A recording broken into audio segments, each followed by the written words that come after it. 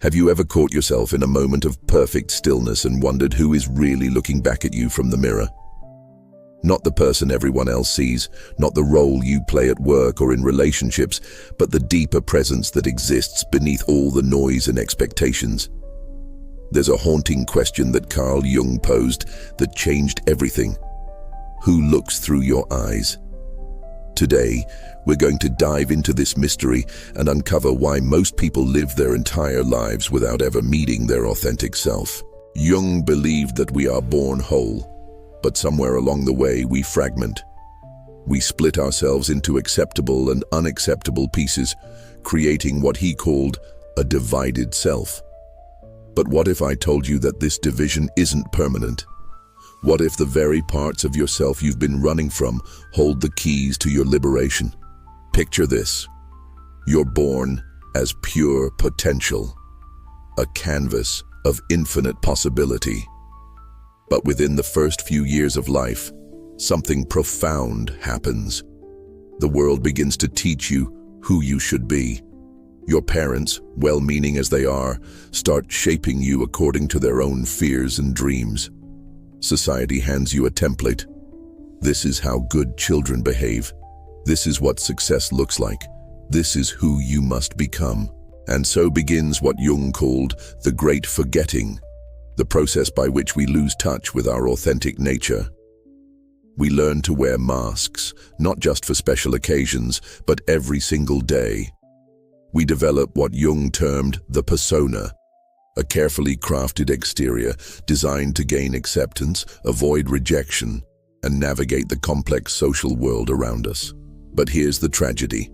Over time, we begin to believe that the mask is who we really are. We forget that there's someone underneath, someone who has been waiting patiently for decades to be seen, heard, and expressed. Think about your own life.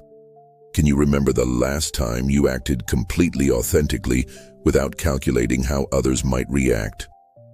When did you last express a thought that felt risky, vulnerable, or completely your own?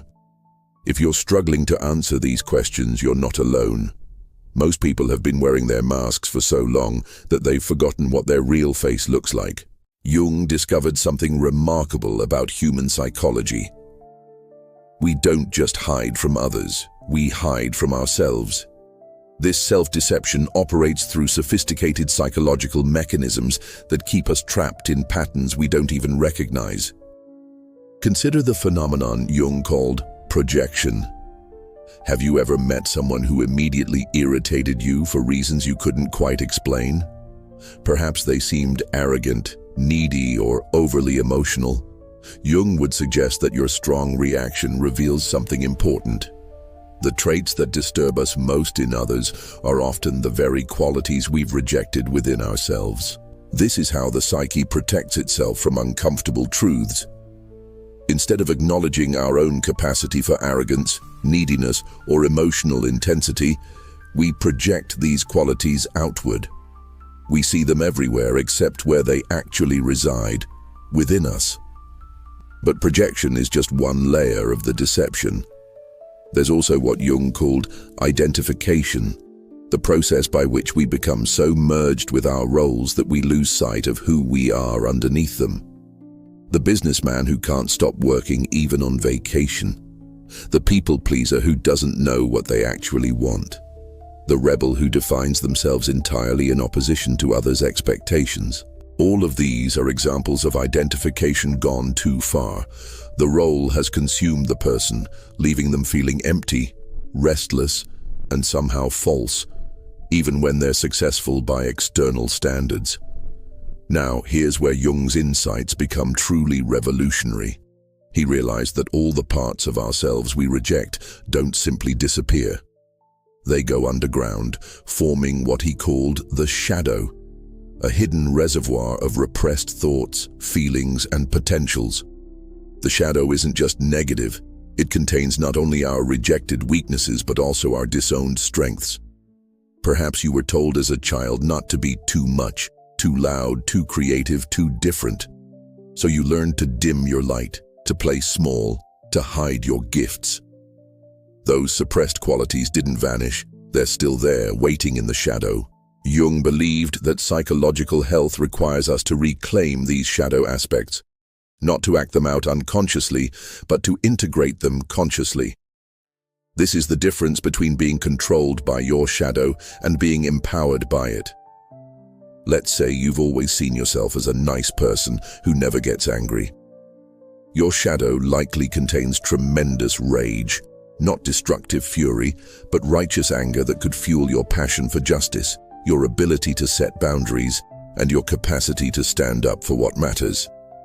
Until you acknowledge and integrate this anger, it will control you from the shadows, perhaps emerging as passive aggression, chronic illness, or depression. Or perhaps you pride yourself on being rational and logical, dismissing emotions as weakness. Your shadow may contain a wellspring of intuition, creativity, and emotional intelligence that could revolutionize your relationships and your work. But as long as you reject these qualities, they remain locked away, inaccessible to your conscious mind. Jung observed that the human psyche operates through what he called the tension of opposites. We all contain contradictory impulses, the desire for freedom and the need for security, the longing for intimacy and the fear of vulnerability, the drive to succeed and the wish to rest. Most people try to resolve this tension by choosing sides. They identify with one aspect of themselves and reject the other. But Jung discovered that psychological wholeness requires embracing both sides of these internal polarities. Take the relationship between thinking and feeling, what Jung called the rational and irrational functions. Our culture tends to elevate thinking while dismissing feeling as inferior or unreliable. But Jung saw both as essential aspects of human intelligence. Thinking without feeling becomes cold and disconnected. Feeling without thinking becomes chaotic and unreliable. Integration of both creates wisdom. Similarly, Jung identified the tension between our extroverted and introverted tendencies. We all have both sides, but most people develop one more than the other. The extreme extrovert loses touch with their inner world and becomes dependent on external stimulation. The extreme introvert becomes isolated and out of touch with the outer world. Psychological health requires developing both capacities. This principle extends to what Jung called the anima and animus, the feminine principle within men and the masculine principle within women. Not gender stereotypes, but fundamental psychological energies. The feminine principle encompasses receptivity, intuition, emotional depth, and cyclical thinking. The masculine principle encompasses directed action, logical analysis, goal orientation, and linear progression. When a person rejects their contrasexual side, they become psychologically lopsided. A man who rejects his anima becomes rigid, emotionally disconnected, and unable to access his creative depths. A woman who rejects her animus becomes uncertain, unable to assert herself, and disconnected from her power to act decisively in the world. Jung called the process of psychological integration individuation, becoming who you truly are by reclaiming all the parts of yourself you've lost along the way. This isn't about becoming perfect or eliminating your flaws. It's about becoming whole, integrated, and authentic.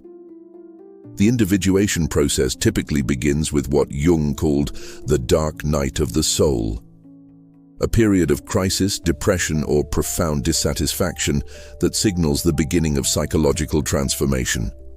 This might manifest as a midlife crisis, a spiritual awakening, or simply a growing sense that your current life no longer fits who you're becoming. These difficult periods aren't signs of failure. They're invitations to go deeper. They're your psyche's way of saying, the person you've been pretending to be is no longer sustainable. It's time to remember who you really are. But how do you navigate this process? Jung suggested several pathways to psychological integration. Dreams and active imagination. Jung saw dreams as messages from the unconscious, revealing aspects of ourselves we haven't yet acknowledged. By paying attention to our dreams and engaging with them through active imagination, we can begin to understand what our unconscious mind is trying to communicate. Shadow work. This involves honestly examining the parts of yourself you've rejected or denied. What qualities do you dislike in others? What aspects of your personality do you try to hide? These often point towards shadow material that needs to be integrated, embracing your complexity. Instead of trying to be consistent or predictable, allow yourself to be multifaceted. You can be both strong and sensitive, logical and intuitive, independent and connected. Wholeness means containing multitudes. Authentic expression. Begin expressing thoughts, feelings and perspectives that feel true to you, even if they're uncomfortable or unpopular. Start small, but start somewhere. What does it look like to live as an integrated person? Jung provided several clues through his observations of individuals who had completed significant individuation work.